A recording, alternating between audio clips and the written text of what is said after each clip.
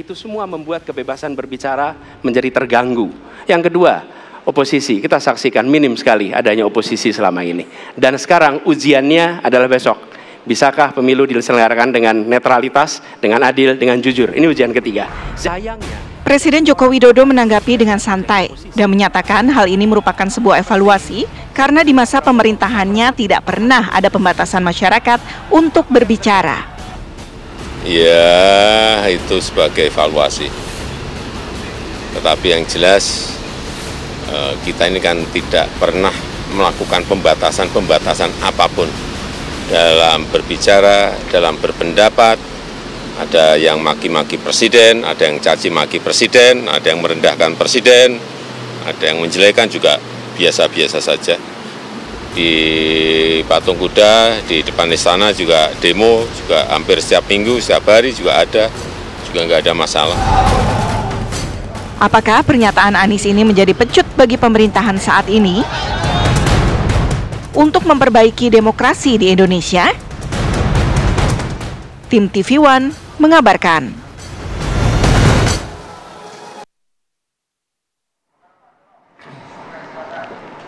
Oke, menarik kita bahas mengenai hal ini, mengenai indeks demokrasi yang kemarin sempat disinggung dalam debat Capres dan juga langsung ditanggapi oleh Presiden Joko Widodo. Langsung saja sudah hadir sejumlah narasumber di studio Apa Kabar Indonesia Pagi. Kami sapa satu persatu, sudah ada Bang Ujang Komarudin, analis politik dari Universitas Al-Azhar. Selamat pagi, Assalamualaikum Bang Ujang. Waalaikumsalam Mbak Aya, Bang Bayu, Bang Irfan, Bang Mustafa. Dan juga sudah hadir nih, ada Bang Mustafa Nahrawardaya, juru bicara Timnas Anies Mohaimin. Assalamualaikum warahmatullahi wabarakatuh. Dan juga ada Bang Ade Irfan Pulungan, tenaga ahli utama kepresidenan. Langsung saja kita coba akan bahas hal ini. Langsung saya mau ke Bang Ade Irfan Pulungan terlebih dahulu. Kalau kita lihat kemarin Pak Jokowi langsung menanggapinya dengan cukup tegas begitu, bahwa dari mana data Anda sampaikan. Saya sempat kemudian dicaci, dimaki dan biasa-biasa saja. Tapi nampaknya sejumlah pihak tidak melihat seperti itu begitu Bang. Bukan cukup tegang, cukup santai. Itu santai ya? Relax, Okay. Ya kan? Ya, beliau udah mengatakan pada masa dia saat ini sangat diberikan kebebasan berbicara, kebebasan mengeluarkan pendapat dan apapun. Bahkan sampai cacian, makian kepada beliau, baik itu secara personal maupun secara kelembagaan beliau sebagai presiden, beliau menanggapinya dengan biasa-biasa saja. Yang penting bagi rakyat Indonesia itu adalah bagaimana kinerja pemerintahan, bagaimana program-program yang dilaksanakan oleh pemerintahan, oleh Presiden Jokowi itu berjalan dengan baik dan itu dirasakan. Kan itu. Saya yakin dan percaya rakyat Indonesia itu membutuhkan hasil-hasil kerja nyata terhadap semua program yang sudah digariskan dalam RPJMN itu, dalam visi Presiden, itu terlaksana dengan baik. Makanya sampai saat ini Presiden Jokowi terus bekerja menuntaskan apa yang belum selesai. Ini kan sisa waktu 10 bulan lagi. Ya kan, kalau kita sibuk mengurusin masalah politik nggak selesai-selesai. Artinya kondisi demokrasi di Indonesia baik-baik saja? Baik-baik saja. Tersinggung nggak hal itu disebut di debat kemarin?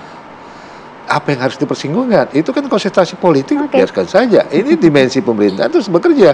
Jadi kita harus menunjukkan kepada publik, ya, pemerintahan Jokowi sampai saat ini ya terus bekerja, terus pada koridornya.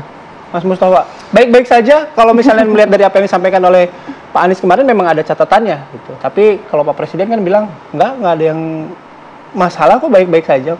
Jadi tim Amin itu sudah meneliti lama ya. Ya seperti halnya lembaga-lembaga luar negeri yang mereka meneliti sejak tahun 2006, ada yang sejak tahun 70-an tentang demokrasi di Indonesia.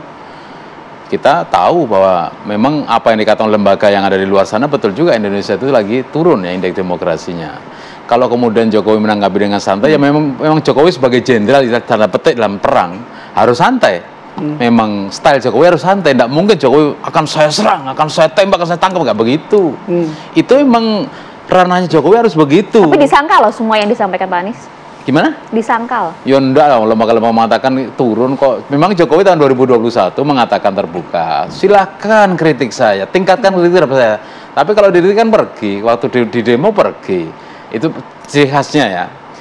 Dan beberapa lembaga yang saya baca akhir-akhir ini memang kita turun, nggak bisa di indeks demokrasi memang turun, nggak bisa disangkal. Artinya karena itu penelitian udah lama ya, naik turun fluktuatif. Tapi Anies mengatakan bahwa memang kita sedang turun.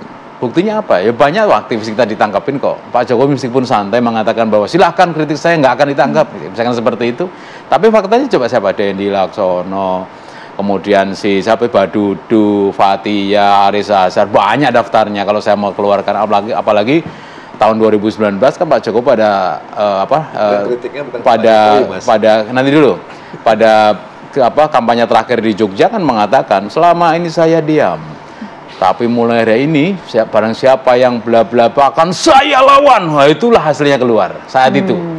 Jadi memang kadang-kadang keluar aslinya, kadang-kadang sifat style wise, bijak itu kadang-kadang harus ditunjukkan.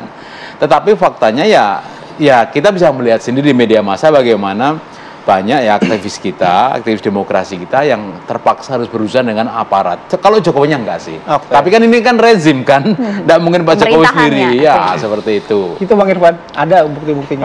Ya, begini, harus bisa dibedakan dong mana urusannya personal, pribadi dengan urusannya kinerja. Ya, dalam tugas-tugas yang itu diemban pada pihak-pihak tertentu. Kalau pribadi justru siapapun bisa tersinggung, Mas Nahrawi, ya. Jadi juga harus bisa. Kita ini kan masyarakat yang beragama. Tentu cara kita berkomunikasi, cara kita menyampaikan sesuatu itu juga harus punya adab dan etikanya. Tidak bisa dengan alasan kebebasan, demokrasi, kita bebas mengatakan apa saja, nggak boleh dong. Ya memang. Nah, di situ dulu kita harus sepakat. Nah, kalau kita sepakat di situ tentu ada etikanya, ada adab, ada adat, ada ilmu. Ya, itu dalam pergaulan juga kita diajarkan di masyarakat kultur kita, di agama kita juga justru diajarkan itu. Jadi ada batasan, jangan kita bisa samakan perspektif dan komunikasi kita dengan dunia barat. Ya, yang saling tidak menghargai. Jadi nama-nama yang tadi disebutkan Mas Nahra itu sudah melewati batas santunan gitu. Itu karena personalnya merasa.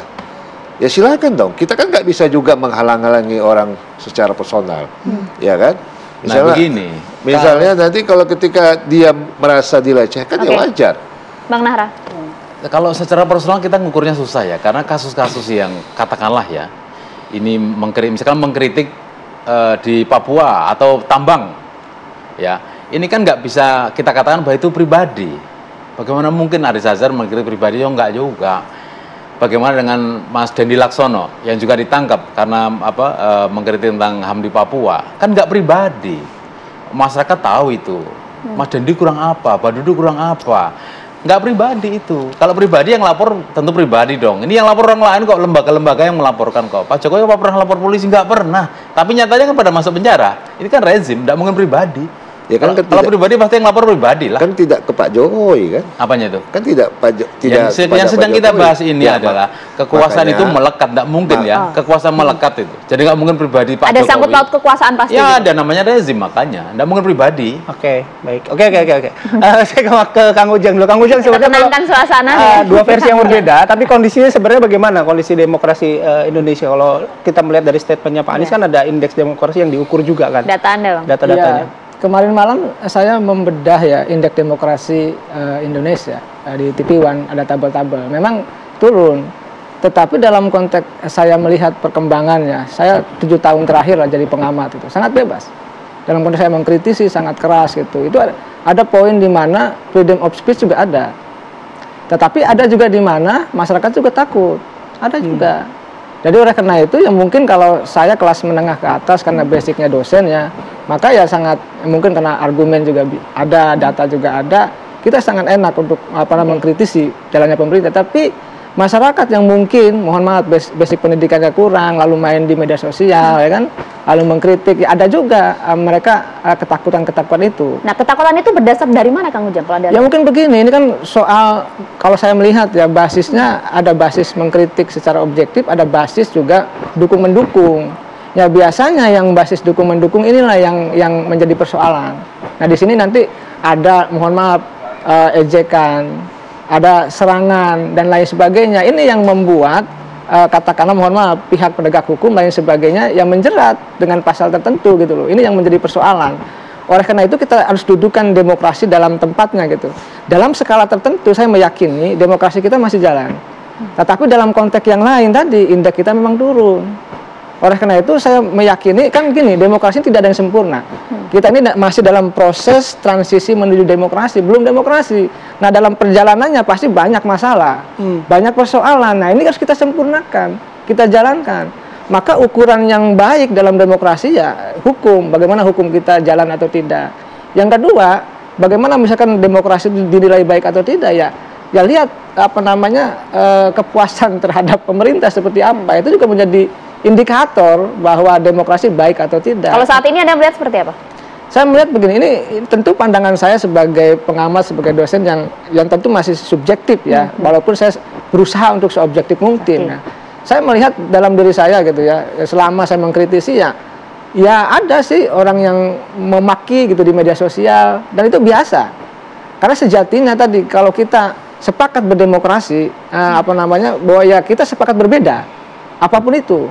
Maka indikator demokrasi sekarang ini baik atau tidak, saya mengatakan ya, sejatinya kalau saya mengatakan masih normal, tapi banyak catatan tadi, ada yang ditangkap dan lain sebagainya, itu penting. Oke, itu kan bagian catatan ini juga kata Kang Ujang bilang ketika misalnya yang kelas menengah atas itu, salah satunya Kang Ujang dengan latar belakang dosen gitu, karena mungkin punya beberapa argumen kan, belum tentu masyarakat yang di akar bawah punya argumen yang sama. Tapi nama-nama yang disampaikan oleh Mas Mustafa tadi, itu kan kita juga kenal bahwa mereka argumentasi mereka kuat gitu. Saya tidak tahu ya, karena itu ahli hukum ya. Saya politik, ahli hukum, apakah di situ Bang Nahra mengatakan kalau kasusnya Hari Azhar ya, Fathia, apakah itu masuk tadi ya pencemaran nama baik atau lain sebagainya, saya tidak tahu dalam konteks itu. Tetapi kalau kita bicara soal demokrasi secara umum tadi hukum, ya tapi hukumnya harus jelas, standarnya harus jelas, tidak. Nah kita lihat begini, perbandingan dengan Amerika lah. Amerika itu negara demokrasi, katakanlah dianggap terkuat. Tetapi apakah betul-betul demokrasi kan tidak juga. Standar ganda juga. Banyak juga persoalannya. Oleh karena itu ketika kita sedang menata demokrasi, kita perbaiki banyak masalah tadi Bang Nahra katakan, ya kita perbaiki bersama. Karena demokrasi tidak ada yang sempurna. Nah ujung daripada demokrasi kan kesejahteraan. Ya memang masih jauh, tapi karena kita masih transisi, kalau kita kaji misalkan, saya pernah ngajar di Lemhanas kemarin, ya kita sepakat dengan para akademisi politik yang mengatakan bahwa kalau transisi ini perjalanannya 7 kali pemilu pasca reformasi, ini kan kita baru 5. Artinya kalau kita terkonsolidasi dengan baik nih, menata demokrasi dengan baik, maka demokrasi akan jalan, akan sehat, bermartabat. Nah, kuncinya penegakan hukum. Nah, kalau tidak, kita akan kembali. Itu seperti di Latin Amerika begitu. Artinya kalau boleh kami simpulkan, sebenarnya demokrasi memang berjalan saat ini, tapi memang secara data indeks demokrasi kita menurun selalu 5 tahun terakhir gitu. Banyak catatan lah kira-kira. Banyak catatan. Nanti Bang Irfan harus menanggapi hal ini ya. Usai jeda tapi saat lagi.